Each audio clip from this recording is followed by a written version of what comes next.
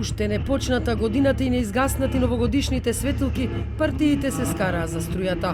Опозицијата тврди дека не очекува тешка година на економски план и прогнозира дека на лето струјата повторно ќе поскапи.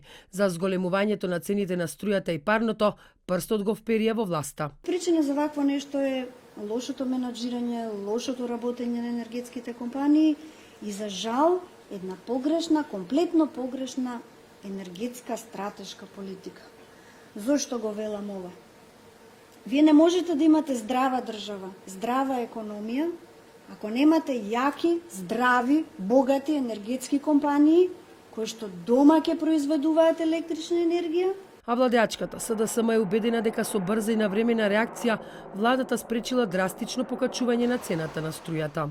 Мобилизирањето на сите домашни капацитети за производство на електрична енергија придонесе цената на струјата да биде покачена за само 9,48%, што е далеку под првичните прогнози од над 25%. Бизнис секторот пак оценува дека со поскапувањата на површина излегле сите слабости на системот. Според председател на Стопанската комора на Северна Македонија Бранко Азески, енергетската криза го усложни и онака комплицираниот економски амбиент. Без стратегија за енергетскиот сектор, без инвестиции во изминатите 30 години во услови на лошо менаџирање и висока партизација во целиот изминат период, само го потврди фактот дека без сопствени енергенси или без континуирано и стабилно снабдување од увоз, стопанскиот развој на земјата е доведен под знак прашање.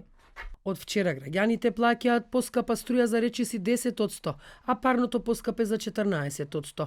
Така, например, ако досега се плаќало 2000 денари, од идниот месец сметката за струја ќе биде зголемена за најмалку 190 денари.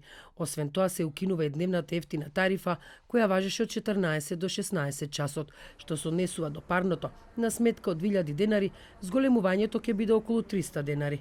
Од Регулаторната комисија за енергетика претходно информираа дека по сите анализи и консултации поскапувањата се неминовни и оправдани, иако не биле другите кратења, струјата ќе поскапеше за 25%, што се однесува до зголемувањето на цената на парното. Од комисијата велат дека поскапувањето се должи на фактот што цената на гасот на светските берзи бележи раст од 50%, а учествува со 70% во одлуката на крајната цена на парното. Tako, tako.